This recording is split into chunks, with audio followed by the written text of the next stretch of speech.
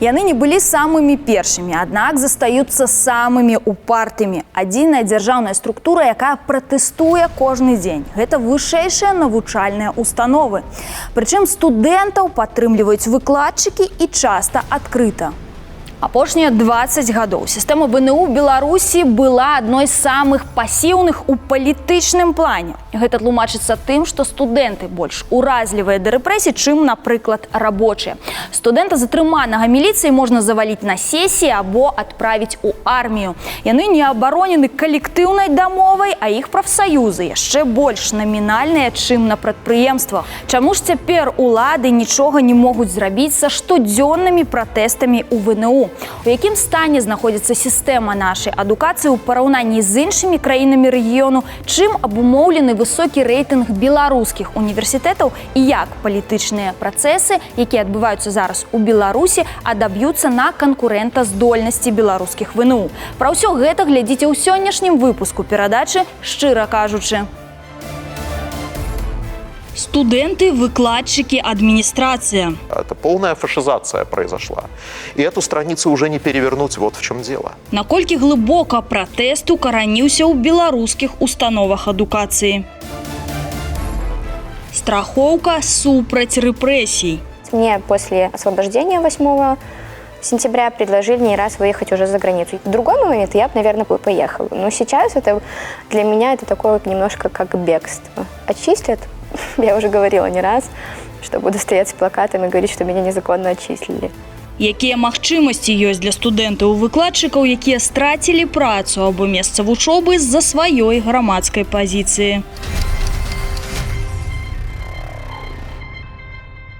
Актыўней за ўсіх на заклік зладзіць агульнанацыянальны страйк у межах народнага ультыматуму, абвешчаная Святланай Ціхановскай, адгукнуліся студэнты. Яны масава ўзялі ўдзел у вулічных маршах. І агулам каля 75% студэнтаў не прыйшлі на заняткі ва універсітэты. Яшчэ да страйку самымі пратэставымі ВНУ сталі БДУІР, Беларускі дзяржаўны універсітэт інфарматыкі і радыёэлектронікі, дзе большасць сярод студэнтаў хлопцы, і МДЛУ, Мінскі дзяржаўны лінгвістычны універсітэт, дзе наадварот вучацца ў асноўным дзяўчаты. Менавіта тут розныя акцыі праходзілі кожны дзень. МДЛУ адметны яшчэ і тым, што тут публічна грамадзянскую пазіцыю выказала шмат выкладчыкаў. Іх відэазварот з'явіўся пасля жорсткіх затрыманняў студэнтаў на тэрыторыі універсітэта. У выніку МДЛУ стаў адной з 3 ВНУ, у якіх Лукашенко ў сярэдзіне кастрычніка змяніў кіраўніцтва. В последнее время многие говорят о точке невозврата.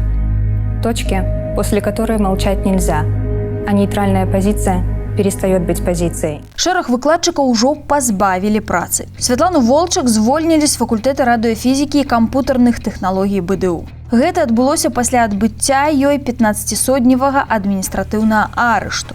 Волчак вядомая тым, што была каардынатаркай страйкам у галоўнай ВНУ Украіны і стварыла дзеля гэтага чат БДУ 97%.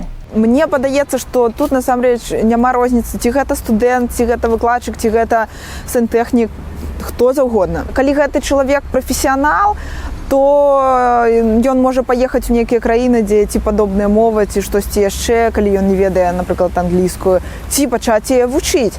Зараз ж такой час, калі людзі яны не завяршаюць сваё навучанне, а ты ўсё жыццё можаш вучыцца. Сама звольненая з БДУ выкладчыца пакуль у пошуку і звярнулася ў адзін са створаных апошнім часам фондаў падтрымкі рэпрэсаваных і звольненых. Эксперт па пытаннях адукацыі, магістр кіравання Вадзім Мажэйка лічыць, што выкладчыкі да рэпрэсіяў уразлівыя болей, чым студэнты. В том числе банально потому, что преподаватели — это люди все-таки постарше, а чем человек старше, тем ему сложнее сняться с места, там, переехать в другую страну для работы. А многие ведь не едут, не пытаются уже искать работу в зарубежных университетах, в том числе потому, что понимают, что есть большие вопросы к тому, смогут ли их там принять на работу. Часто преподаватели не владеют хорошо иностранными языками, и из-за этого преподавателю даже сложнее поддержать и сложнее предоставить какие-то места в европейских университетах. Існуе мноства розных праграмаў і фондаў, з дапамогай якіх адлічаныя з беларускіх ВНУ студэнты могуць працягнуць вучобу за мяжой.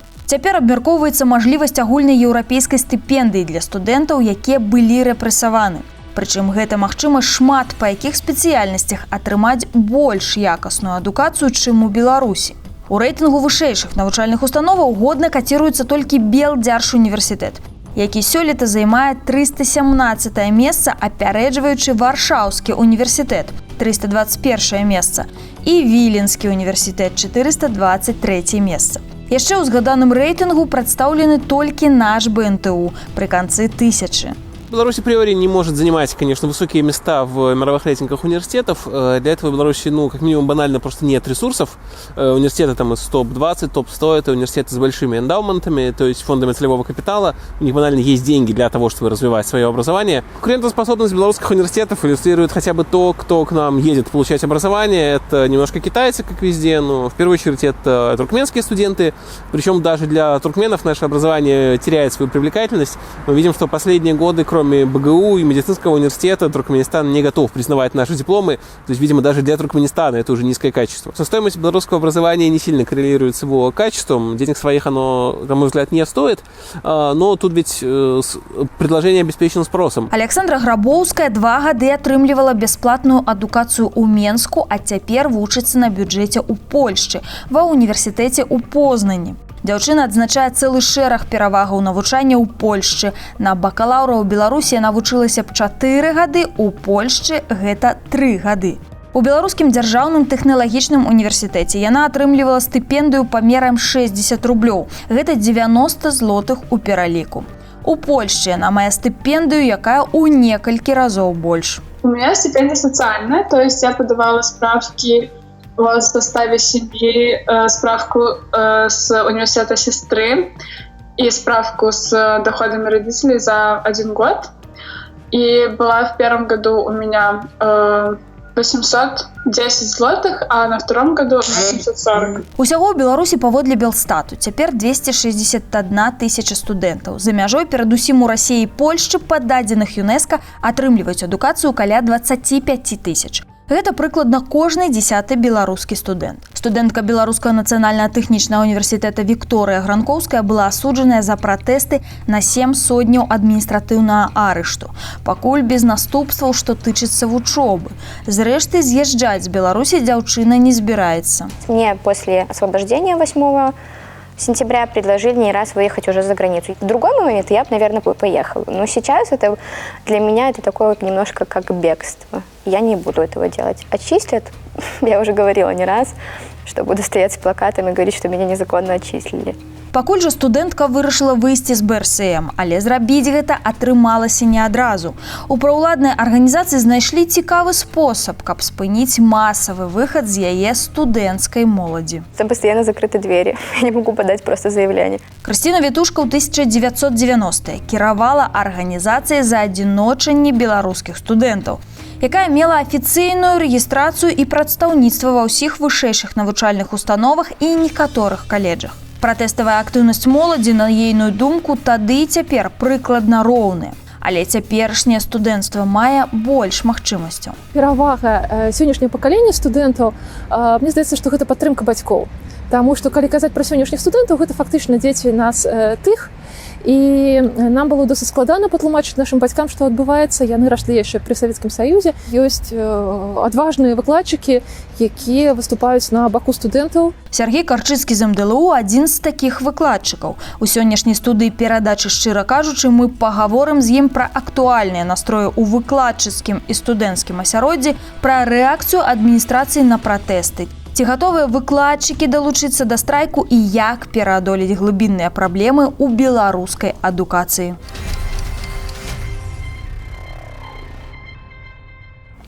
Чаму вы рашыліся на такія публічныя дзеянні, пратэставыя дзеянні зараз?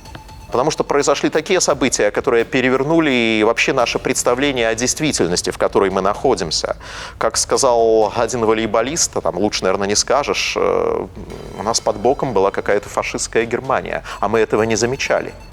Ведь, извините, по сравнению с тем, что происходило 9-11 августа, газовые камеры можно назвать эвтаназией. Да? Когда людей забивают насмерть дубинками, это не просто отрицание права на жизнь, это отрицание даже права на смерть, права на нормальную смерть белорусов. И все были настолько возмущены правовым беспределом и скатыванием к фашистскому государству. Это полная фашизация произошла. И эту страницу уже не перевернуть, вот в чем дело. Зараз МДЛУ выглядае як адна з самых рэвалюцыйных установаў Беларусі, тое, што тычыцца студэнцтва і выкладчыкаў. І ўсё роўна гэта меншасць. Меншасць, калі мы возьмем усю колькасць вышэйшых навучальных установаў у нас, што баяцца страціць тыя, хто яўна не падтрымліваюць пратэсты, і тыя, хто яўна не выступаюць і супраць іх. Просто наши студенты, наши преподаватели часто выезжают за рубеж, в Западную Европу, в страны Северной Америки, в страны Азии. Они видят другие общества, как можно жить по-иному. То есть какой там уровень жизни, какой там уровень прав и свобод, уровень соблюдения прав и свобод граждан. Поэтому им есть чем сравнивать. А Посечнову, известному русскому физиологу, в основе мышления лежит именно сравнение. То же самое относится и к преподавателям. Что касается пассивного большинства, в нашем вузе действительно людей без позиции большинство, судя по всему. Конечно, люди боятся. Активно выступило только порядка 140 преподавателей, да и то это только те, кто подписали видеообращение. Что касается остальных, я все-таки думаю, большинство из них против насилия, против скатывания к полному тоталитаризму в нашей стране. Но, конечно, они боятся. Людям надо кормить свои семьи. Люди, в конце концов, заботятся о своем здоровье. Действительно, нас, всех активных участников протестов, вызывали на беседу к ректору. Беседа протекала в разном ключе. На ней присутствовали ректор, проректора, начальники отделов. На преподавателей, конечно, давили. Ці пацярпеў нейкім чынам навучальны працэс з-за пратэстаў? Знаете, я не думаю. Вот как раз учебный процесс не пострадал. Все преподаватели, если даже они протестуют, они это делают в свободное от работы время. Здесь есть вот такая одна проблема, я думаю, не только с нашим вузом, но и с другими. Хоть нас называют бюджетниками, по сути, мы уже коммерческие фирмы. Потому что 80% студентов обучается на платной форме. Мы делаем деньги.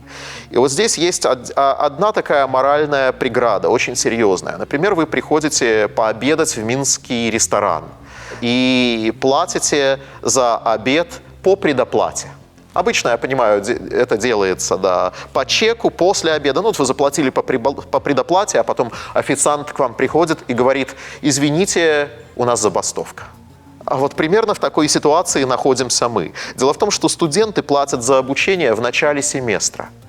Студенты заплатили очень приличную сумму денег. Это не обед в ресторане. И вот они приходят на занятия, мы, взрослые люди, говорим им: извините, мы бастуем.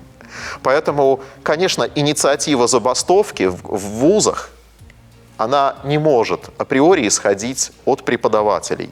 Преподаватели все время идут вслед за студентами. И как наше видеообращение, мое выступление возле Иньяза, они были рефлексивны. Это была реакция на действия студентов. Мы бачым, што студэнты беларускія, яны маюць альтэрнатыву і мажлівасць з'ехаць за мяжу і недзе яшчэ атрымаць альтэрнатыўную адукацыю.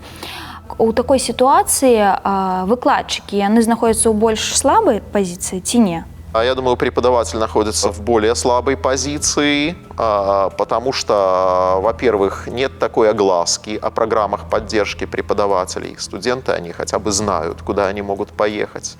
Вот. А во-вторых, все-таки отток преподавателей не носит такого массового характера. Но, тем не менее, программы поддержки преподавателей в Евросоюзе существуют.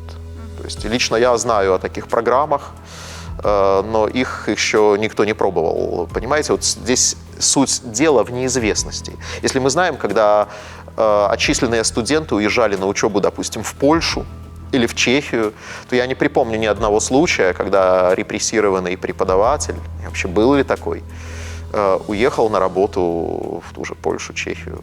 Ну, например, после моего выступления перед Иньязом, которая получила широкую огласку в белорусских масс-медиа, Мне даже приходили личные сообщения в соцсети. От кого?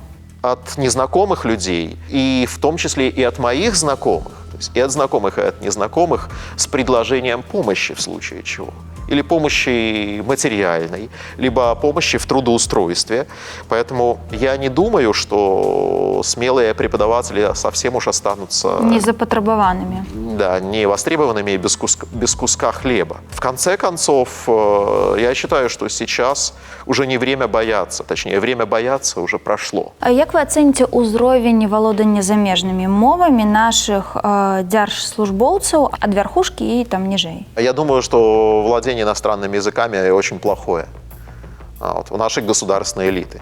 Но те, кто заканчивал МГЛУ, допустим, Макей, он хорошо знает иностранные языки. Те, кто заканчивал, допустим, факультет международных отношений, БГУ, там тоже хорошо учат иностранные языки. Что касается государственной элиты, мы с вами видели, что некоторые из них с трудом изъясняются даже по-русски. А наш былы прэзідэнт, ён нейкімі мовамі валодае, вам нешта вядома пра гэта?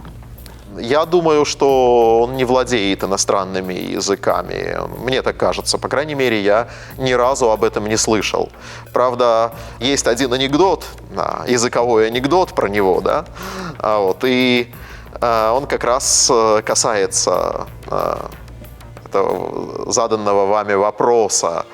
У Александра Григорьевича спросили, какими языками он владеет. Он сказал русским, белорусским, английским.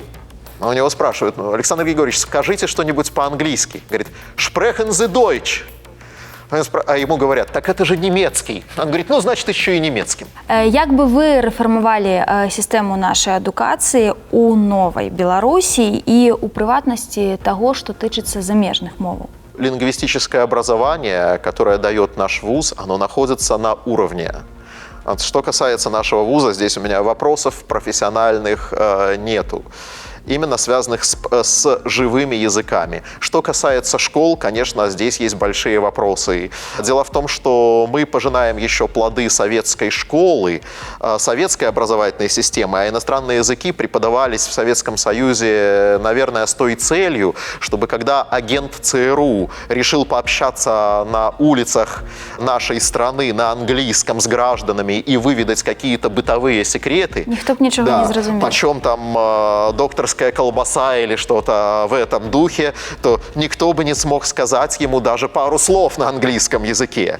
Видимо, для этого и так язык и преподавался. Поэтому, конечно, школьную систему лингвистического образования надо коренным образом реформировать. Что касается образования в целом, то сейчас идут процессы очень неблагоприятные, по сути, разрушения гуманитарного образования, сокращение часов на гуманитарные дисциплины, как на ненужные, неактуальные, невостребованные работодателями. Но человечество уже это прошло. Был 19 век, когда образование в корне реформировалось, когда ушла та же латынь из вузов, как единственный язык обучения, тот предмет, который я преподаю в Иньязе. И мы получили всем известный режим инженеров. Знаете, какой режим в 20 веке назывался режимом инженеров? Потлумачьте. Режим гитлеровской Германии. Поэтому сокращение часов на гуманитарные дисциплины повлечет очень серьезные последствия в сфере человеческого сознания, в сфере гуманистической. И вот я считаю, что этого допускать нельзя. Дякую за шчырую гутарку.